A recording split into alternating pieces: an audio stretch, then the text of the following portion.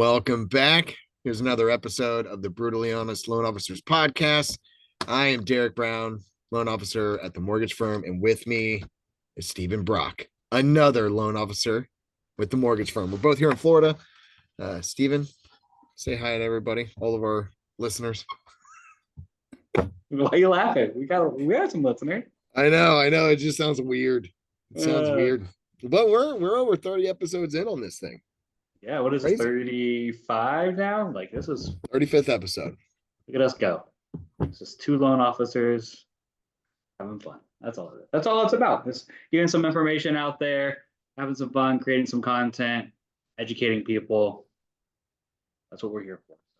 So what's our topic today? Non-QM loans. This is a topic that has been I can say that this year alone I have done more non-QM loans than I have done like years combined in the past. Yeah, I think I've had, so I want to say inquiry. I mean, people don't know sometimes what it is, and we'll get into that in the episode, but like I think 3 years ago I might have had like one or two possible non-QM loans. Now it's one or two a week. It feels like coming in. I had done some jumbos. Like we had a couple different lenders that had good jumbo products. I had done a few of those. I don't know. I don't necessarily consider that non-QM, non-qualified mortgage. So what is a non-QM? I mean, that's a non-qualified mortgage. What Fannie and Freddie, the VA, and all them say, hey, this is our guidelines, and these are the rules that these loans fit in. So technically, like, a jumbo loan, when it goes over that jumbo loan limit, and that your mortgage goes over that limit, that conforming loan limit, you're a non-qualified mortgage. Does that mean you don't qualify to get a mortgage? No, it means you don't qualify under Fannie and Freddie's guidelines. That's what it means. Yeah. So, but just lately, people are getting more savvy with, the IRS, being business owners, taking advantage of write-offs. So on paper, it looks like they make, $1,000 a month when they're actually making significantly more. In order to make their tax returns show qualifying income, they'd have to be paying a ton of money to the IRS. So looking at bank statement loans, we've done a lot more of those.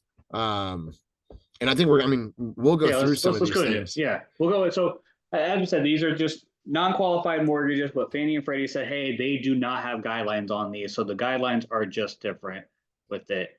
Doesn't make them a bad loan. They have to qualify for it still. There are just different guidelines. That's it. So like you said, the most common one, a lot of these are tailored to, a lot of them are tailored to self-employed individuals, but like you said, the biggest one that we see is bank statement loans. Right. It's and there's different ways to do it. Typically we're looking at 12 months of either personal bank statements or business bank statements. We can also look at 24 months worth of business or personal bank statements. So it kind of depends on which is more favorable to the buyer. But I typically start with 12-month business and 12-month personal. If somebody has a business where they're depositing into their personal account, we can use like 100% of those deposits. And then with business bank accounts, we're typically using 50% of those deposits. So if somebody has $100,000 being deposited per month in their business bank statement, their qualifying income that we can use might be around $50,000 per month. Yeah. Which is significantly different than the $2,000 per month per their tax returns. Yeah. I mean, and it's not, people are doing these tax returns. It's not like they're following the IRS guidelines, but it shows us when we go off of what they can qualify. There's only so many things we can back out of their tax returns to give them income back for. Right. Like a depreciation, there's certain mileage that can go back that can actually count back as income, but we can't, their expenses that they make as expenses, we can't take them back. Well, and I've got a customer right now where he thought he was going to be paying a lot more in interest or just have a higher interest rate on his bank statement loan. And he's got great credit. He's putting 20% down and his interest rate 6.99.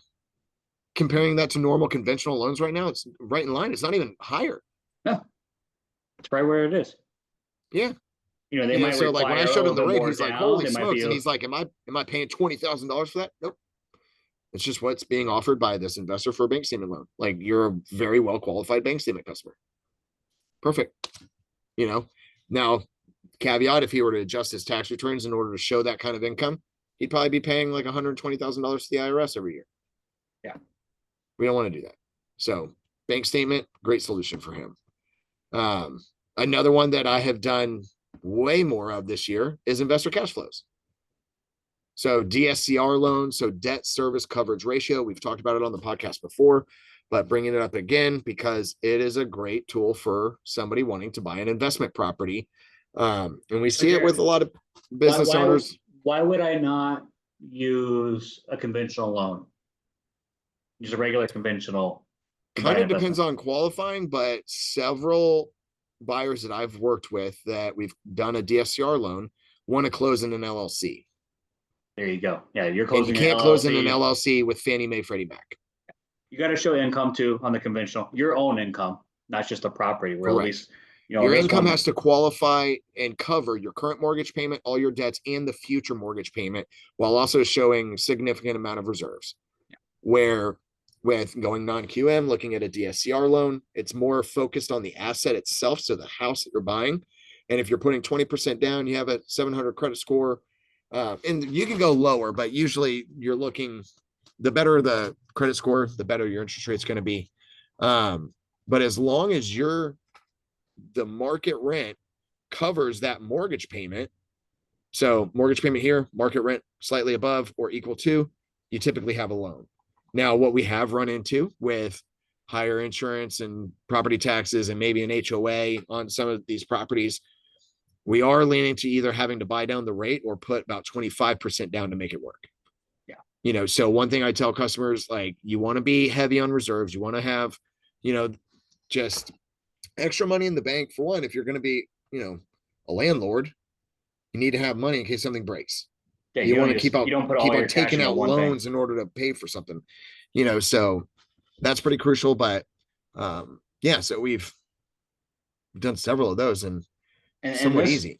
What's also, I might have a caveat for it, but if you're doing Fannie and Freddie, once you own too many investments, they're going to deny you. So you can't go conventional. You can still go buy a primary just fine, but they'll stop and tell you, hey, you can't buy any more of the through regular conventional. You have to go DSCR loans. Right. So you can't be capped out. I know I've seen it as low as the person that owned 4, they try to buy 5, it denied. I've seen it where it's gone up, they've owned 9 and it still accepted it. So it's always between like that 5 and 10 range. There's no, they say there's an exact number, but it really depends on each person in the house that they're buying that to go conventional. So this is a great option for a lot of people too when they hit that threshold. Right. The biggest thing I see is, hey, they don't want to show their income. They want to go through all that, or they want to put it into LLC. So to put in an LLC, you have to do investor cash flow. And a lot of these people always think, like you said, they think there's going to be a lot higher rate, and there really isn't lately. It's been very, very close to what a regular conventional investment property or regular conventional purchase property would be at. Well, Fannie Mae and Freddie Mac have been focusing on first-time home buyers anyways. Yeah. So there's loan level pricing adjustments that you might hear lenders talking about. LLPAs, loan level pricing adjustments, is the cost of the rate, and they're higher for investment properties. Yeah. Lower for people buying primary homes. So your interest rate is typically always going to be higher. Right now, our current market, they're even higher. So it's been a great solution for people that are wanting to buy investment properties. And it's just one of those loans that we don't necessarily focus on your income. We focus on the asset. So the amount of down payment and what that home is going to perform at as far as we go by market rent. You can also get away with if it's going to be a short-term rental and you have Airbnb history or Vrbo history, sometimes we can use that and show that it's going to be short-term. That could be very different. But that's another solution that we've looked at too. It's been helpful. These have been, they're really good loans to do. It just helps you. I actually have a couple of them right now going on. People pre-approved looking for investment properties, and they're always updating it. Hey, I want to look at this or that, because when it's time to go, these are do you have the money for down payment and closing costs? Do you have reserves? your credit okay? Can I rent out? Well, and Done. I had a buyer, so not a buyer, past client, and I helped him with his primary home years ago. Then we did a refinance, and then he ended up buying a house cash a couple of years ago. And then like a business deal that he had with some partners, and he wanted to buy them out of this deal, but he wasn't like heavy on liquid cash. And so he reached out. He's like, Derek, can I do something with this property? I mean, I own it free and clear. And I was like, you've had it leased? He's like, yeah, like it's got a lease, 2 years, blah, blah, blah. We did a cash out refinance DSCR loan. So we took, I think we didn't try to go crazy. I think we just took like 70% of the value in the home, took that out, so next thing you know, we had a little over $200,000 coming to him, and he was able to buy him out. Yeah. Buy out his partners in another deal. And I've seen people take it, get an investor cash flow, they buy one, they hold it for a couple of years, we refinance it, they pull money out of that original house and then go buy another one and then wait. So basically they're using the equity in that house to leverage onto the next one that they're trying to buy. Right. So it's a good way of being able to leverage more money is to do these. So another one that's really good. So we kind of talked about bank statements. So this one, when I first saw it, I always thought like, oh, 1099, like what is, why wouldn't they just go bank statement? But this is not every 1099 employee is ran kind of, I mean, it is a small business in a sense, but not ran like that.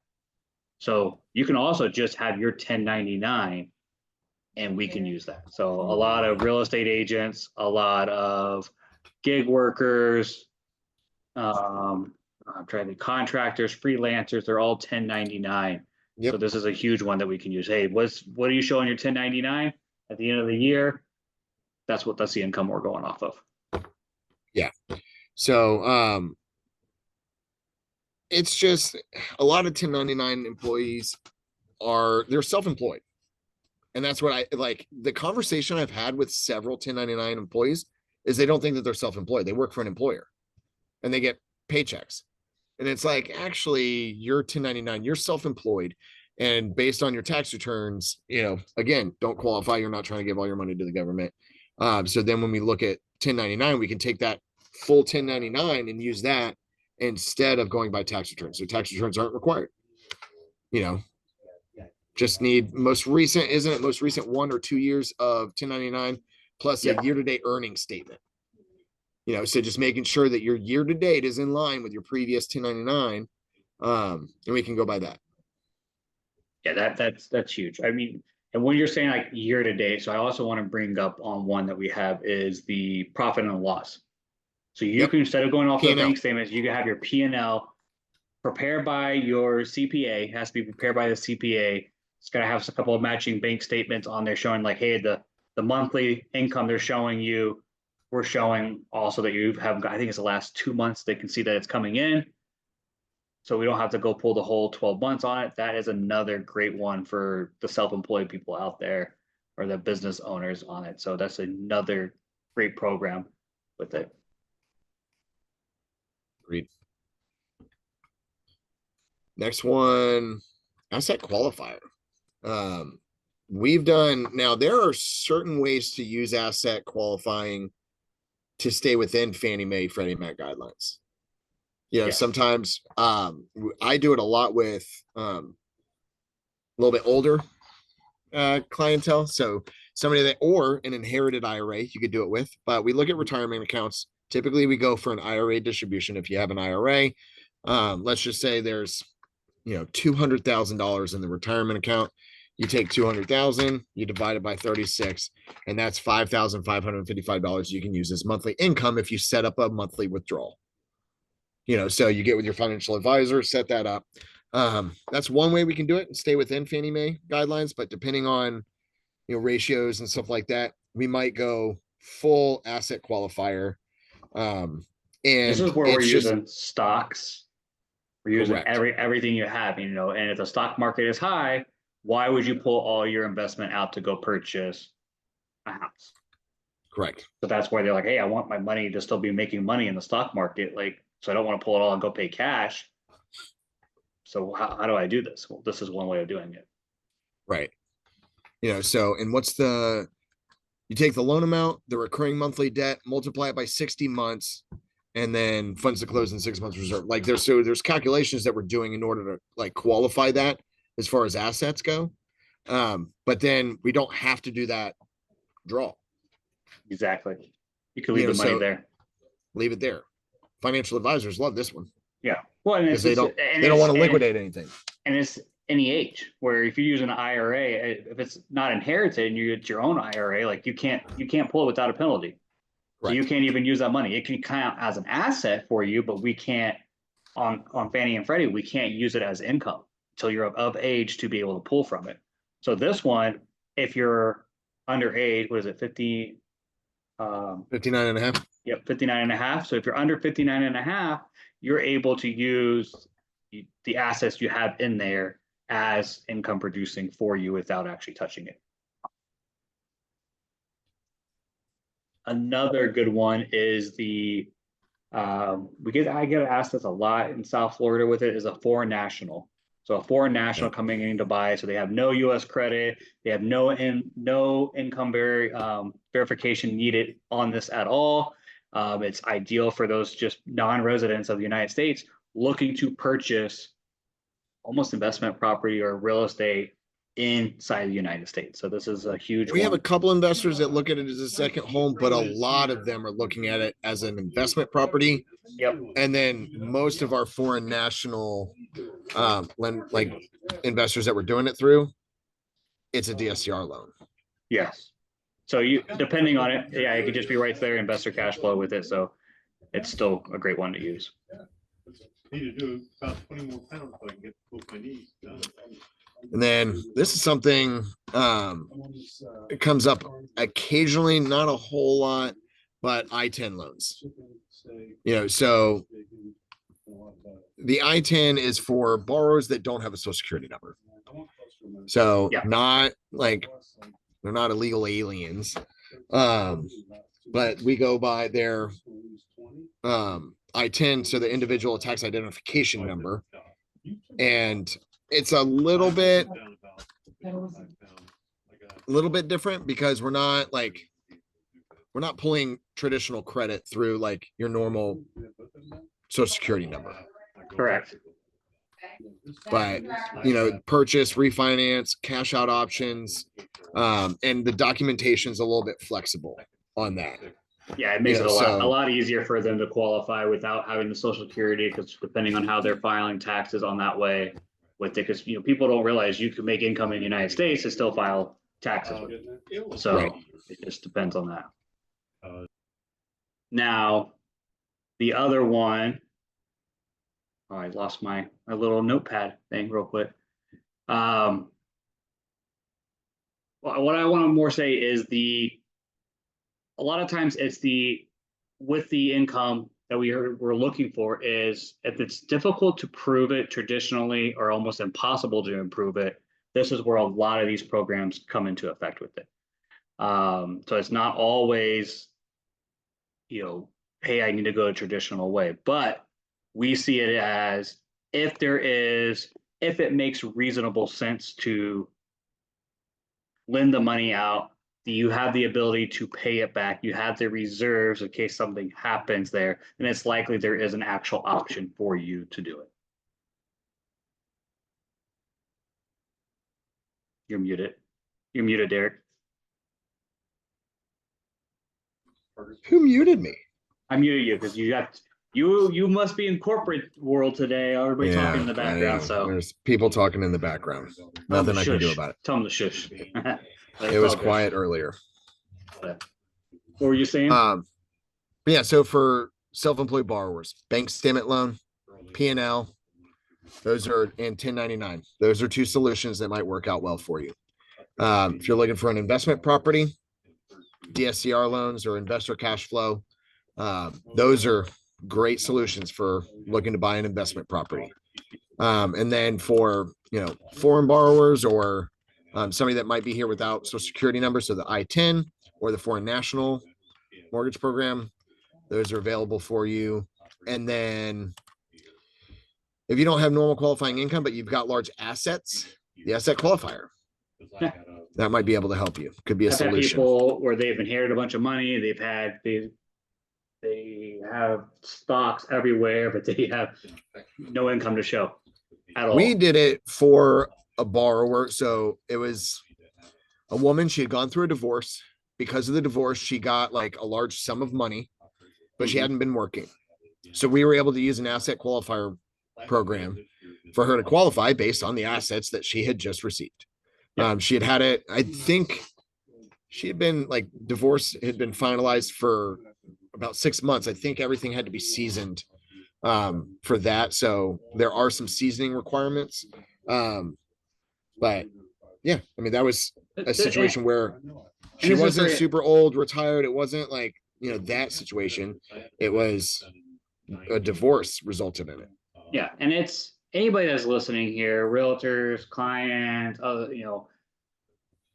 this is if you're told or your client is told no, for whatever reason, you definitely need them to look at somewhere else. Like we have options for them to look at every little different way that they could be producing, show that they could have income, the ability to pay back the mortgage. That's the hugest thing right there.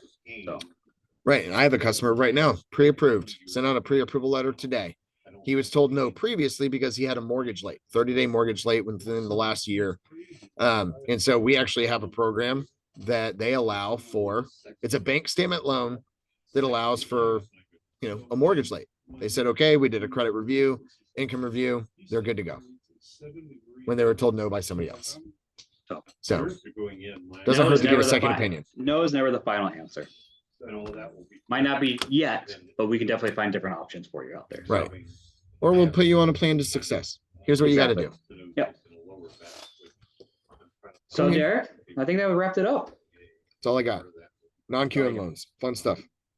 Yeah, there's great loan programs that have out there, just help more borrowers to be able to afford homes that they want to actually buy and not be stuck in the renting path or stuck that they have no income. So this is a great option for them. But good thing the underwriters are around. I'm going to mute you again, Derek. Tell corporate to be quiet while you're doing your stuff. But this is our episode. It's kind of hard when it's one of our owners. So. Is it Brett? Yeah. Tell him to pop over here real quick. Hey, Brett, you want to be on real quick? No, he's interrupting our podcast. It's my fault. It's all good. That's all good. We've had Brett on here. He's a great guy. He's the owner of one of the owners of the company.